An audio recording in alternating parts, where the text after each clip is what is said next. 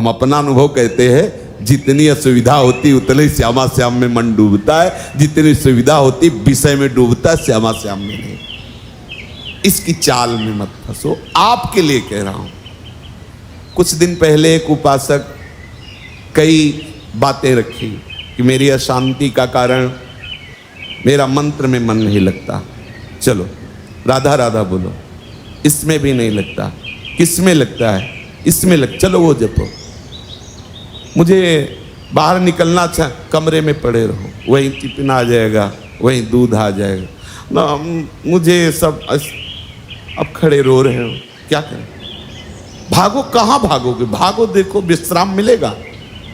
कुछ ऐसे मंद बुद्धि के हैं, सोचते हैं शरीर को छोड़ दे, तो छोड़ के देख लो, अनंत जन्म भटकते रहोगे, कहीं विश्राम नहीं मिलेगा। जानते हो शरीर छोड़ना कोई विश्राम स्थान है क्या? अगर इस महान महिमा में मानो शरीर को तुमने तनिक भी अहित किया तो ऐसे ऐसे शरीर मिलेंगे जहां बूंद पानी नहीं मुंह में जाएगा, और तड़पते रहोगे, क्लेशित होते रहोगे, अज्ञान की धरा में कब तक अपना नाश करते रहोगे? कब तक ये नकारात्मक सोच का पोषण करते रहोगे? अरे कई कई दिन महात्माओं को भोजन नहीं मिलता, लोग गालियां देते हैं, धक्के मारते हैं। हमने देखा है, दिगंबर हैं वाराणसी में, ऐसे हाथ फैलाए दरवाजे खड़े हैं, वहां से कुल्हड़ मारा जा रहा है उनके ऊपर, और ये हम देख रहे, देखा है, क्योंकि बाबा की अलबेली नगरी है, कुछ नहीं, मुस्कुरा के चल देते हैं। आपको क्या होता है? आपके पास तो वस्त्र है, आपके पास तो वास की व्यवस्था है, आपको तो भोजन मिल रहा है, वहां भोजन के लिए भूख से विवश होकर के जाते हैं, और वहां कहीं भी कभी भी वो जगत गुरु आपको ऐसा पक्का करेगा, पक्का समझ लीजिए।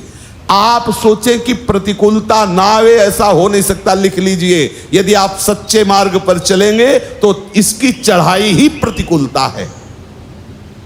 ऊर्जा शक्ति प्रतिकूलता से बढ़ती है, अनुकूलता से ऊर्जा शक्ति नष्ट होती। परमार्थ की ध्यान रखना, जीवन में जितनी प्रतिकूलता आएगी तन मन के द्वारा उतने अध्यात्म की ऊंचाई पर उपासक चढ़ता है। निज अनुभव की बात। श्री सन्यासी सदगुरुदेव भगवान वाराणसी समाधि मठ आदेश किया कि बद्रीनारायण चलना है। कोई संतों का उत्सव था वाराणसी के, और अपना तो हृदय में आग लगी हुई थी कि यदि मैं वही हूं तो कैसा हूं, कौन हूं? मुझे ब्रह्मबोध होना चाहिए। नई अवस्था, बस एक ही लगन थी, मुझे ब्रह्मबोध होना चाहिए। गुरुदेव भगवान का आदेश बद्रीनाथ, मुझे पता था कि वहाँ व्यवहार का उत्सव है, भंडारा ये सब जैसा होता है संतों का, ऐसा मन में लगा कि गुरु आज्ञा का उल्लंघन। और ये आग, जो आग थी, उसने हमें आदेश किया बनारस से बाहर नहीं जाना। क्या करें? उस समय तक समाधि मठ में रहते थे, मुमुक्ष भवन के पास है। एकदम अंदर से निश्चय आया, एक बार कूदो। बस एक दो वस्त्र लिए बाहर निकले तो जो गेट द्वारपाल थे, और उनका इस समय आप कहाँ जा रहे हैं? हमने कहा प्रश्न करने की जरूरत नहीं, सदगुरुदेव भगवान पूछे तो कह देना 80 घाट में है। चले गए, क्योंकि पास कुछ ले रहे थे, चेक करने की जरूरत नहीं। आश्रमों में ऐसा होता, और ऐसा होना भी चाहिए कि उनकी सुरक्षा में सहयोग देना चाहिए जो जहाँ है, क्योंकि उससे भी तो प्रश्न होते हैं। 80 घाट में जब आए तो निश्चय किया, यह हम हृदय की बात करें, आज के बाद कभी अर्थ स्पर्श नहीं करेंगे जब तक ब्रह्मबोध नहीं होगा। आज के बाद किसी के दरवाजे पर भिक्षा के लिए नहीं खड़े होंगे, और किसी को अपना मित्र नहीं बनाएंगे। वाराणसी के घाटों में रहने का निश्चय, आकाश वृत्ति से जो मिल जाएगा हमारे पास आ जाएगा, हमारे विश्वास पूर्वक, ऐसा नहीं कि दान पुण्य जैसा तो हम उसे पालेंगे, ऐसा भावना करके। संध्या काल में देखा, दंड लिए हुए गुरुदेव भगवान आए, साष्टांग दंडवत किया। उनका क्या उद्दंडता है? हमारी उद्दंडता तो है, पर हम रोने लगे क्योंकि हृदय में पीड़ा थी। हम कहा महाराज जी, आपको हृदय की बात कहता हूँ, जब तक मुझे ब्रह्म बोध नहीं होता मुझे कुछ अच्छा नहीं लगता। मुझे बद्री नारायण जाना और वहाँ संतों की संगोष्ठी, मुझे बस एक आग लगी हुई, मुझे ब्रह्म बोध। ऐसे होता है ब्रह्म बोध घाट में पड़े रहने से, भिक्षा तो चाहिए ना, वास तो चाहिए ना, ऐसे ऐसे होता है। वो तो गुरु का मतलब माता होती है ना, अत्यंत दुलार। हम का आपके सामने वचन देते हैं, किसी के घर में नहीं जाएंगे, किसी आश्रम में नहीं जाएंगे, किसी छत के नीचे नहीं, यही घाट में रहेंगे, किसी से मांगेंगे नहीं, अर्थ नहीं छुएंगे, कभी आपको कोई ये कहेगा नहीं कि आपका शिष्य ऐसा, कभी आप निश्चिंत रहिए। बोले जो मन आवे सो करिए, चले गए। और काफी दिनों के बाद जब उन्हीं घाटों पे मिले तो ऐसे दंड सहित ऐसे हृदय से लगाया, बस ऐसे मौन रहे, कुछ बोले नहीं, बस ऐसे।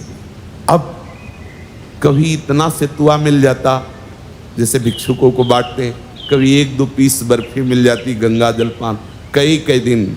अन्नपूर्णा का धाम है, पर कई कई दिन ये सब्जी रोटी दाल ये जो अपने भरपेट पाते नहीं मिला।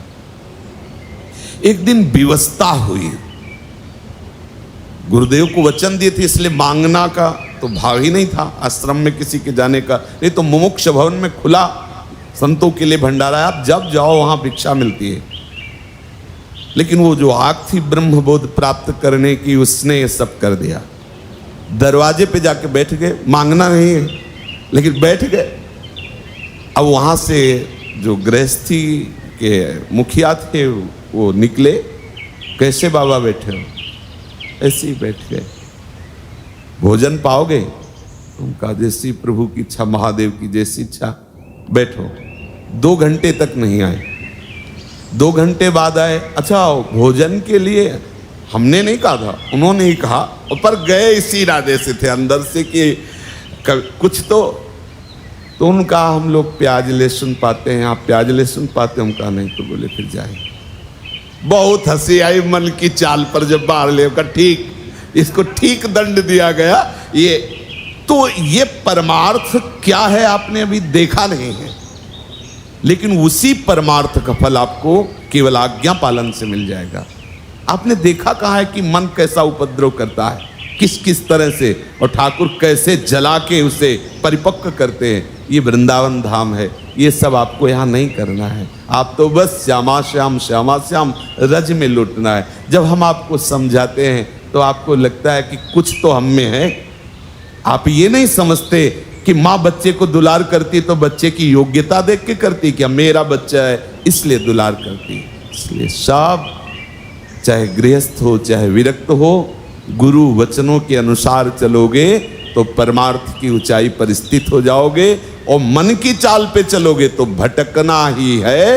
ये तुम्हें दिखाएगा कि हम यमुना किनारे खूब भजन करेंगे। हम आपको कहते हैं, अगर आपने कोई भी उद्दंडता की तो माना कि 4 दिन ये आपसे वो करवाएगा, लेकिन 5वें दिन ऐसी जगह खड़ा करेगा जहां से आपका परमार्थ क्षीण होने लगेगा। विश्वास मानिए, धैर्यपूर्वक गुरु आज्ञा के अंतर्गत चलिए तो ये मन श्यामा श्याम में अनन्य हो जाएगा, जो जन्म जन्मांतरों की साधना से नहीं मिलता, वो कृपा से तुम्हें मिल जाएगा। भगवत रसिक जी कह रहे हैं, कै बच्चा के पेट, बस बच्चा ही तो बनना। बच्चा क्या करता है मैं बताओ? बच्चा शब्द से क्या तात्पर्य है? केवल आचार्य चरण गुरु चरण के सहारे हो जाना, आश्रित हो जाना। अंदर से सोच लो मुझे कुछ नहीं करना, अब मैं श्यामा श्याम के आश्रित हूं। हे श्यामा श्याम, जैसे अपने प्राय सत्संग में कहते रहते हैं, आप ही हमारे साधन हो और आप ही हमारे साध्य हो। तो हमारे साधन का तात्पर्य क्या है? मैं आपकी शरण में हूं, आपके आश्रित हूं। अब आप जो करवाना चाहो तो देखो, कर महापुरुषों ने इसी बात का अनुभव किया है। तब उनसे जब बात करो कि प्रभु भजन निरंतर कैसे होता है, तो कहते प्रभु की कृपा से होता है। किसी भी सिद्ध महापुरुष से बात करके देखो, आपके जीवन की इस उच्चतम अवस्था पर पहुंचने का आपका क्या साधन रहा है, तो कहते सिर्फ गुरु कृपा, सिर्फ आचार्य कृपा, सिर्फ भगवत कृपा। किसी भी महापुरुष से पूछ लो, क्योंकि जो वास्तविक भजन होता है वो दिखाई देता है कि मैं कर नहीं रहा, ये तो प्रभु की तरफ से हो रहा है। सच्ची मानिए, ऐसे ही चल रहे हो, अचानक वृत्ति फंसी, कोई हमारा चिंतन नहीं, और क्या कहां से कहां पहुंचा दिया कि चलने की ताकत नहीं रही। कहीं ऐसा लगा कि कहीं गिर न जाए, कोई आश्रय लेके बैठ, कोई चिंतन हमारा नहीं, कोई प्रयास हमारा नहीं, कहां पहुंचा दिया। इसलिए आश्रित हो जाओ, दृढ़ता पूर्वक आश्रय श्री श्यामा श्याम के चरणारविंद का और अनन्य चिंतन प्यारे जू के नाम का, रूप का, लीला का। बैठ जाओ, ये सब मन की जो भागा दौड़ हटाओ, विश्राम कर लो।